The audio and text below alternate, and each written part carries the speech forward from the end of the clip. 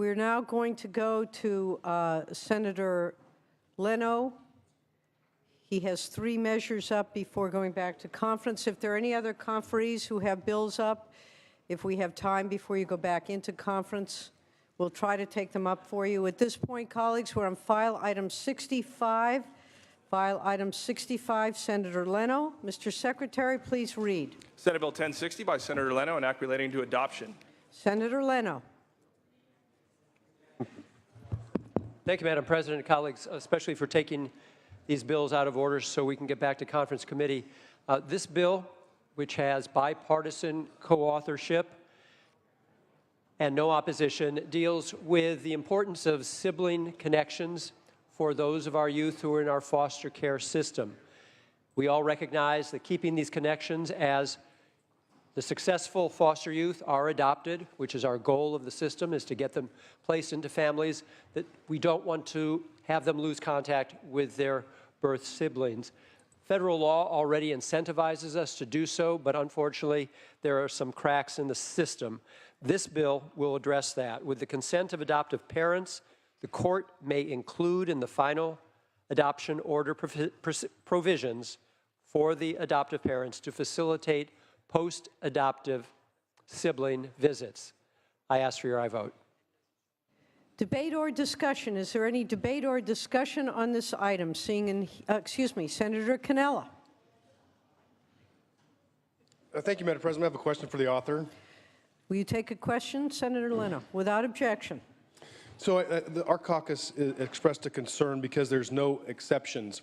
So, for example, if the siblings don't get along, there's an abusive relationship, or if the child is very young, they don't have the ability to say, no, this isn't appropriate at this time. Is that the way the bill reads? No, not in its present form. We do recognize that there could be risk if there has been some abuse between the siblings in any form, and so we do make allowances for that, and that would not be the case. Any other questions? Any further debate or discussion? Seeing and hearing none, Senator Leno, would you like to close? Just that I ask for your aye vote. All debate having ceased, Mr. Secretary, please call the roll. Allen? Aye. Anderson? No. Bates? Aye. Bell? Berryhill? No. Block? Aye. Cannella? Aye. DeLeon? Fuller? Gaines? No. Galgiani? Aye. Glazer? Aye. Hall? Aye. Hancock? Aye. Hernandez? Aye. Hertzberg? Hill? Aye. Hueso? Aye. Huff? Jackson? Aye. Aye. Lara? Leno? Aye. Leyva? Aye. Liu? Aye. McGuire? Aye. Mendoza? Aye. Mitchell? Aye. Mawning? Aye. Morlock? Aye. Morell? Wynn? Aye. Nielsen? Pan? Aye. Pavley? Aye. Roth? Aye. Runner? Stone? Vidak? No. Wykowski? Aye. Wolk? Aye. Please call the absent members. Bell? DeLeon? Aye. Fuller? Hertzberg? Aye. Huff?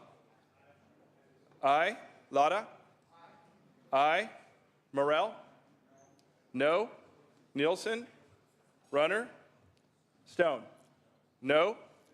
Ayes 30, noes 6. The measure passes. We're going to take one moment, folks, to make sure the system is in sync.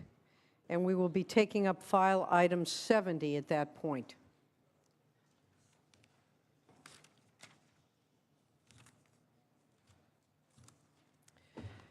And I might indicate that we will be lifting the call on file item 34 as soon as we've concluded with Senator Leno's measures. So those of you going back to conference would like to be able to complete that item as well before you leave. So we are now on file item 70. Mr. Secretary, please read. Senate Bill 1134 by Senator Leno, an act relating to habeas corpus. Senator Leno. Madam President, colleagues, I've worked with many of you on both sides of the aisle to do what we can to make sure that the state does not victimize its own citizens in the form of incarcerating completely innocent people. Unfortunately, we know that this does happen in our criminal justice system. It's not a partisan issue. So what this bill does is, in cases of habeas corpus petitions based upon newly discovered evidence post-conviction, that we bring it in line, our standard, bring it in line with 43 other states.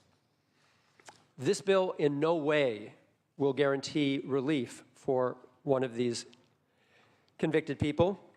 It does guarantee that it does not guarantee that anyone will have a conviction overturned. What it does do is establishes that if compelling new evidence, this is all post-conviction, is discovered, that it would have, and that it would have had more than a likely chance of changing the outcome of the trial, then a judge may grant, a judge would have the discretion to grant on that evidence a new trial if it is warranted. That's all this does.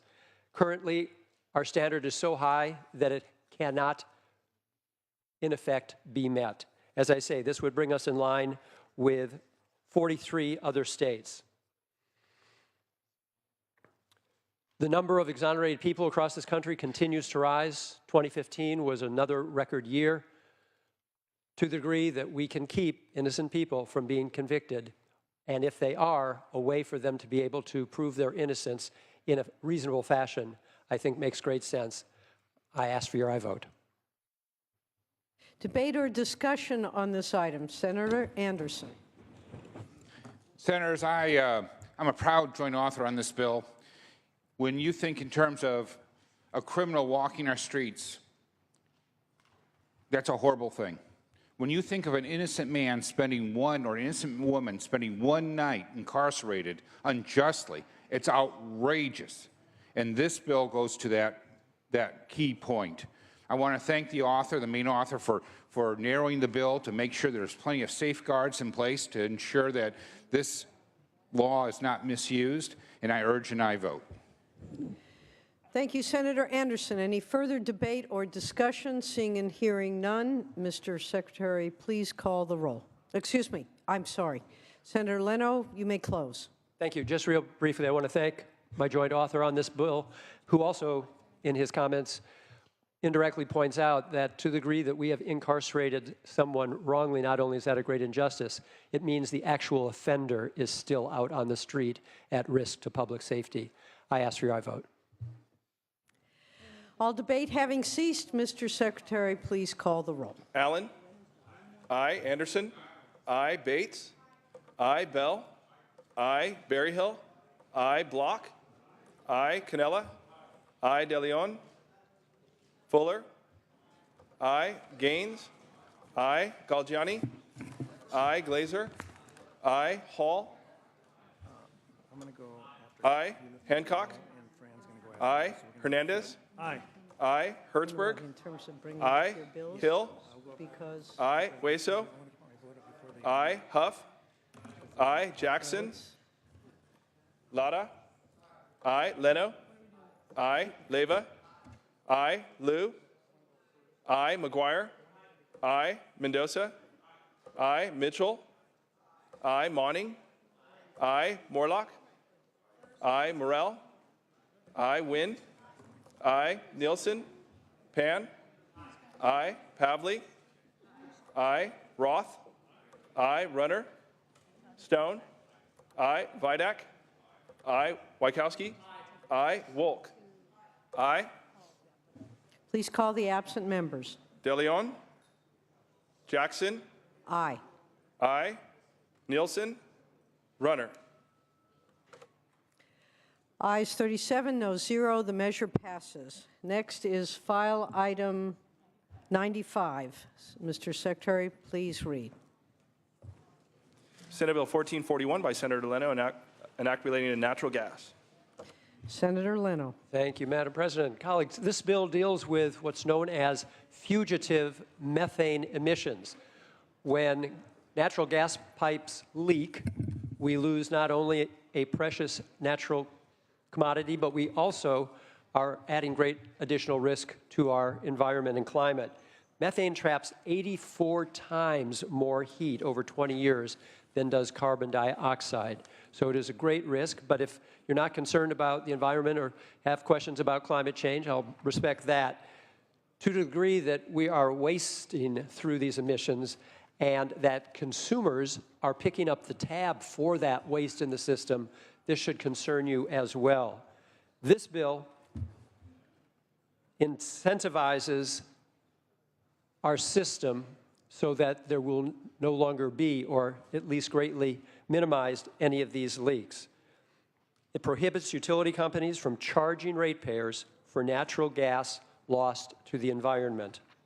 I think we can all agree that we should be not incentivizing this waste, but doing what we can to incentivize the protection of our ratepayers, consumers, and at the same time, we can protect our climate and our globe. I ask for your aye vote. Thank you, Senator Leno. Debate or discussion on this item? Debate or discussion? Seeing and hearing none, Mr. Secretary, please call the roll. Allen? Aye. Anderson? No. Bates? No. Bell? Aye. Berryhill? Block? Aye. Canella? Aye. DeLeon? Fuller? No. Gaines? No. Galgiani? Glazer? Aye. Hall? Aye. Hancock? Aye. Hernandez? Aye. Hertzberg? Aye. Hill? Aye. Hueso? Aye. Huff? Jackson? Aye. Aye. Lara? Aye. Leno? Aye. Leyva? Aye. Liu? Aye. McGuire? Aye. Mendoza? Aye. Mitchell? Aye. Monning? Aye. Morlock? No. Morell? No. Wynn? No. Nielsen? Pan? Aye. Pavley?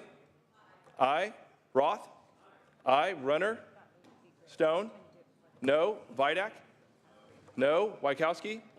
Aye. Wolk? Aye. Please call the absent members. Berryhill? He said no. Berryhill? Berryhill, no. Berryhill, no. DeLeon? Galgiani? Aye. Huff? Aye. Nielsen? Runner? Ayes 27, noes 10. The measure passes. Colleagues, we are going to go now to, 1 second, please.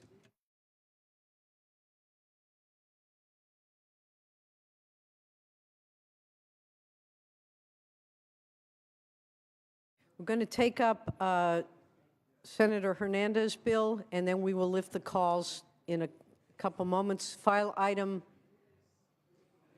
59. File item 59, colleagues. File item 59. We're back almost to the current state of the file, but we're going to start with file item 59. Senator Hernandez. Thank you. Please read the bill. Senate Bill 1010 by Senator Hernandez, an act relating to health care. Thank you, Senator Madam. Hernandez. Thank you, Madam President, members. The fact that individuals are required to purchase health coverage creates a moral obligation to do everything we can to ensure that it's affordable. There has been much talk over the past couple of years about the new innovative drugs, which are vital to our healthcare system, but that have been introduced to market with incredible prices. Sovaldi hit the market at $84,000 for a regular course of treatment, which resulted in California spending about $400 million last year to treat less than 2% of the hepatitis C population. Turning Pharmaceuticals raised the price of Diapram, a sole source medication used to treat cancer and AIDS patients with suppressed immune systems, by more than 5,000%. The price of generic antibiotics went up by 2,000% in 1 year. A variety of insulin that was developed in 1952 spiked by 461% over an 8-year period. And let me ask, did the drug suddenly become 460% more effective? As members, a month And members, a month after we introduced our Compassionate Choice Act, the manufacturer of the most common aid and dying drug, Valiant, doubled its price. Contrary to opposition arguments, these are not isolated incidences. Prices for 4 of the 10 most prescribed drugs in America have increased by more than 100% since 2011, adding billions in cost to consumers, employers, and government health programs. And it's not like the other 6 drugs stayed the same price. Even prices for these drugs increased by 50%. None of these drugs were new or different.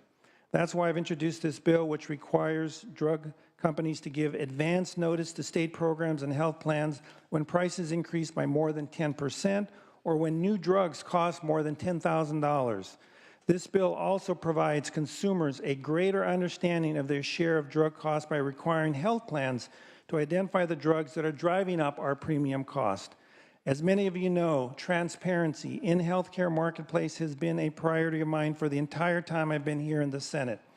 Transparency-focused policies that as this body has approved required California hospitals to provide pricing information for common surgeries, health plans to submit detailed data on premium increases, and doctors to report more information to the federal government. To date, drug makers have escaped this openness. When we've made price information publicly available in other sectors of the healthcare market, prices have normalized. This bill will bring prescription drugs in line by shining a light for the first time on those drugs that are having the greatest impact on our healthcare systems. Members, this is not price control, it's transparency.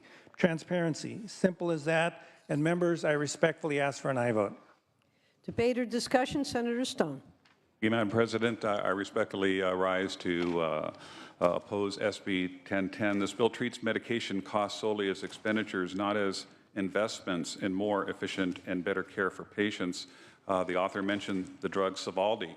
Yes, very expensive, but it is a cure for hepatitis C. Right now, to get a liver transplant for those that have the infection, we're looking at over $500,000. Many of those costs are borne by the taxpayers. The biggest drug purchasers are the middlemen, the PBMs, that are not even asked to provide any information under this bill to take percentages of these high-cost drugs. Reduced profits will lead to less innovation with fewer life-saving therapies. That's what a lot of these brand-name companies do, is they take a lot of the profits and they reinvest in research and development that hopefully find cures for such things as Alzheimer's disease, a cure for autism. Looking at the generic industry's business model is similar to that of commodities, where the prices sometimes at pennies a dose will fluctuate up and down. Generics provide so many savings because they operate in this hyper-competitive marketplace. Prices are regularly adjusted to best react to market conditions, such as changes in supply costs, ingredient shortages, large orders from wholesalers, and many other factors. We will be left off worse when you consider all the administrative costs and potential risks to patient access to medications, and for this reason, I respectfully request your no vote on this bill. Thank you, Senator Stone. Senator Mitchell, followed by Senator Leyva. Thank you very much, Madam President. Question of the author? Will you accept the question without objection? Thank you. As a member of Health Committee, we had a pretty rich discussion about this bill in Health Committee, and a number of issues were raised around concerns about access to care in the new climate that your bill would create. I understand that it was amended in appropriations. I was hoping in your opening that you would kind of walk us through how the bill is now different than what we heard in Policy Committee. Could you give me the top line differences in the bill post-amendment? So I know there were some concerns. We did take out the, with regard to the R&D information, that was a concern. I believe a member had a concern on the Appropriations Committee, but also on the, let me get all of them for you, and I'll get you the details, but the main one was the R&D information. Thank you. Senator Leyva. Thank you, Followed Madam by- President. Members, I rise in strong support of SB 1010. As someone who negotiated medical benefits for 12 years prior to coming here to the State Senate, I know what rising health care costs and what prescription drug costs in particular due to these, the medical expenses faced by companies that pay for medical care for their workers. The rising drug costs are enormous, and we need to put some sort of stop on this. As prescription drug costs rise, it limits access to medication that can dramatically improve a patient's life or even save it. If you're not healthy, you cannot go to work, you cannot take care of your family, and you cannot spend quality time with loved ones.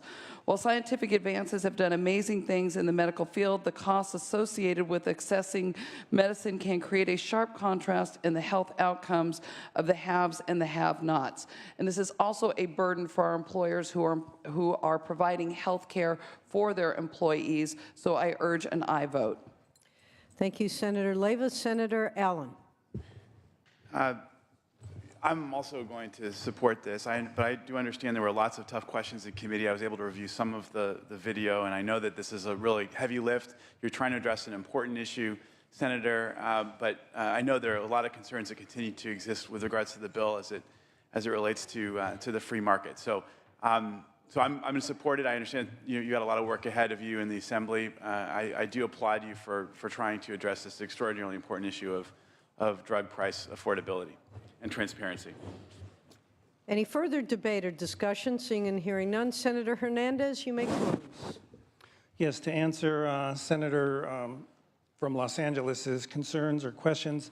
So what it does, it deletes the references to the average wholesale price of the drug and clarifies that the reporting of the top 25 drugs is based on the amount spent by the plan, clarifies that the plan's report on spending on drugs administered to the doctor's offices requires plans to report a year-over-year increase of the category of prescription drugs as percentage.